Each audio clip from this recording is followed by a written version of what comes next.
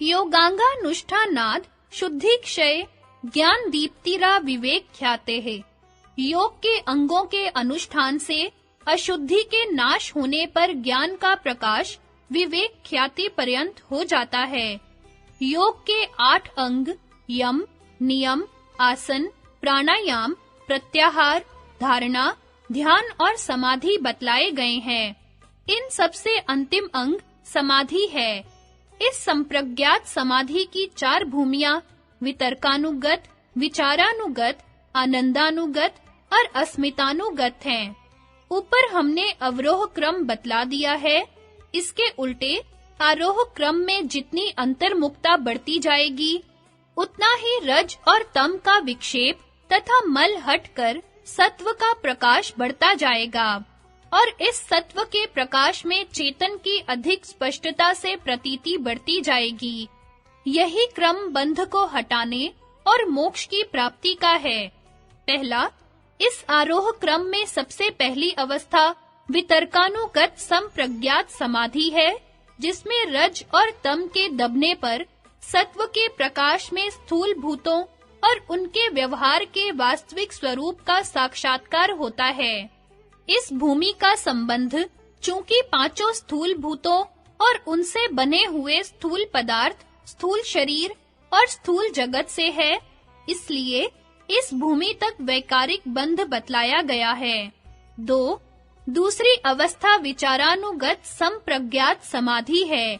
इसमें रज और तम के अधिक दबने पर सत्व के अधिक प्रकाश में पांचों स्थूल भूतों के कारण पांचों सूक्ष्म भूतों का उनकी सूक्ष्मता के तारतम्य से पांचों तन्मात्राओं तक साक्षात्कार होता है और उसका संबंध पांचों सूक्ष्म भूत, सूक्ष्म शरीर और सूक्ष्म जगत से है और इनसे आसक्त योगी इस पुनरावर्तनी मुक्ति को प्राप्त होता है।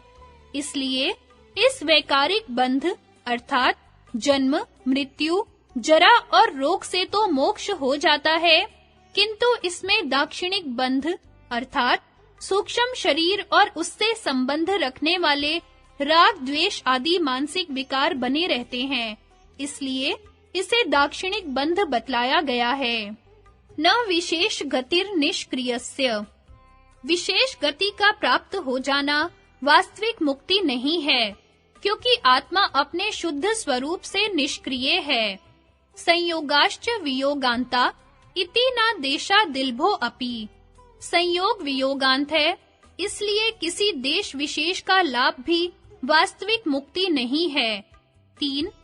तीसरी अवस्था आनंदानुगत संप्रज्ञात समाधि है, जिसमें तन्मात्राओं के रज और तम दब जाने पर सत्व के प्रकाश बढ़ने पर उनके कारण अहंकार का अहम अस्मि वृत्ति से साक्षात्कार होता है।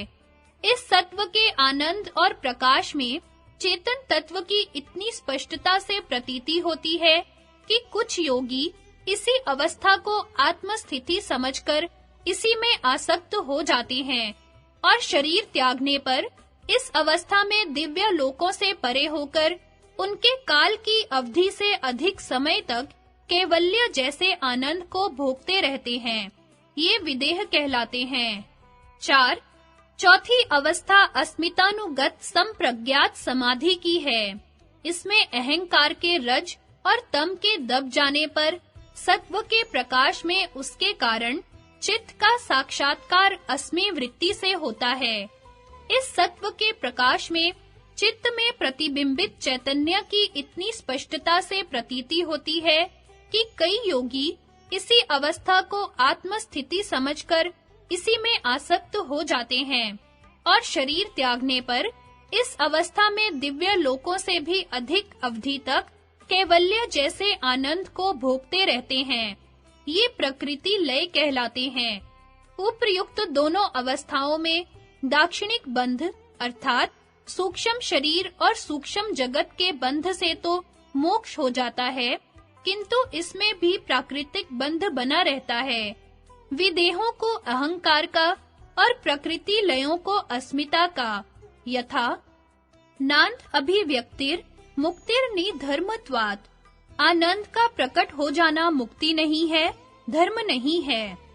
न कारणल्यात् कृतकृत्यता मगनवधु उत्थानात्।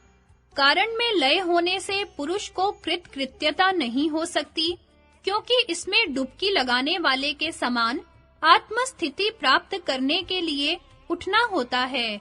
असंप्रज्ञात समाधि और कैवल्य की अवस्था में केवल इतना भेद है कि असंप्रज्ञात समाधि में सब वृत्तियों का निरोध होता है।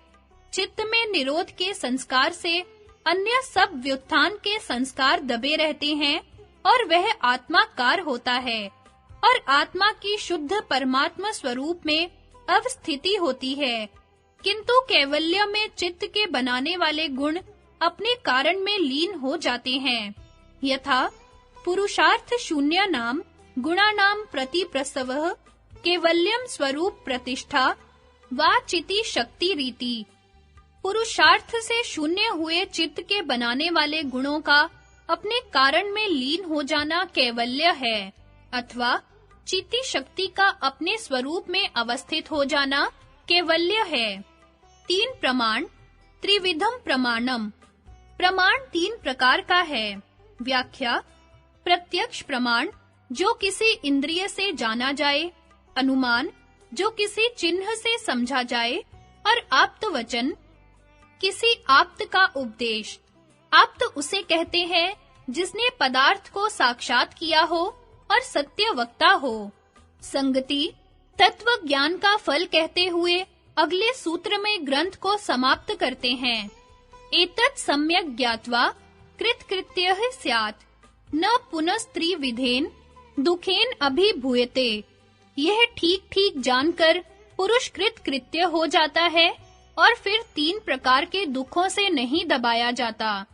सम्यक् ज्ञान आदिगमात् धर्माधीनां कारणो प्राप्तो तिष्ठति संस्कार वशाचक्र भ्रमिवद धृत शरीरः प्राप्ते शरीर भेदे चरितार्थत्वात् प्रधान विनिवृत्तो एकांतिकम अत्यंतिकम उभयम कैवल्यम अपनोति। यथार्थ ज्ञान की प्राप्ति से जबकि धर्म आदि अकारण बन गए, तो पुरुष संस्कार के वश से चक्र के घूमने के सदृश शरीर को धारण किए हुए ठहरा रहता है। अर्थात जिस प्रकार कुम्हार के चक्र को चलाना बंद करने पर भी कुछ देर तक चाक पहले के वेग से चलता रहता है, इसी प्रकार यथार्थ ज्ञान की प्राप्ति पर भी पहले संस्कारों के अधीन कुछ समय तक शरीर चलता रहता है।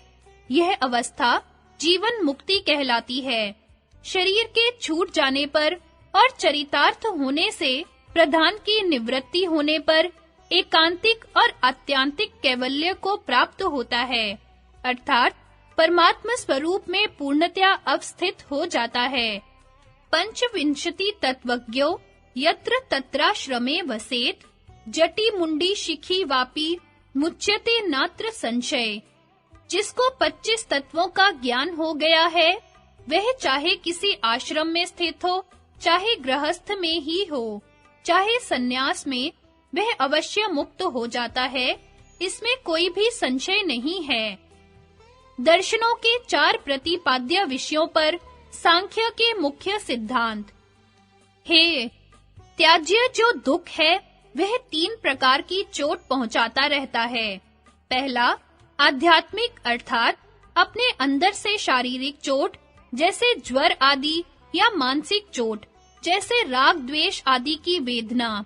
दूसरा, आधि भौतिक अर्थात किसी अन्य प्राणी द्वारा पीड़ा पहुंचाना। और 3, आधि दैविक अर्थात किसी दिव्य शक्ति, जैसे बिजली आदि से पीड़ा पहुंचाना।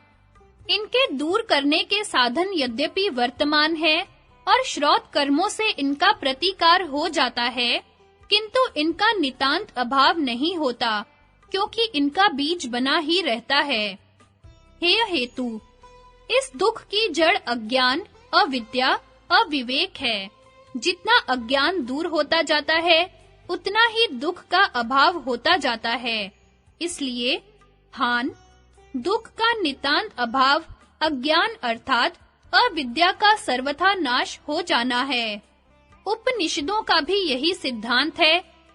यथा अविद्याया अपाये एव ही पर प्राप्ति न अर्थांतरम।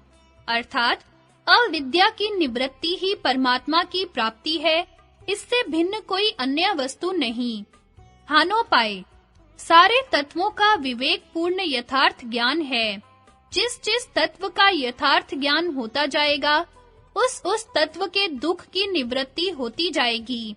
सारे तत्वों का विवेक पूर्ण ज्ञान होने से सारे दुखों की निवृत्ति हो जाती है। मुख्य तत्व दो हैं, जड़ और चेतन।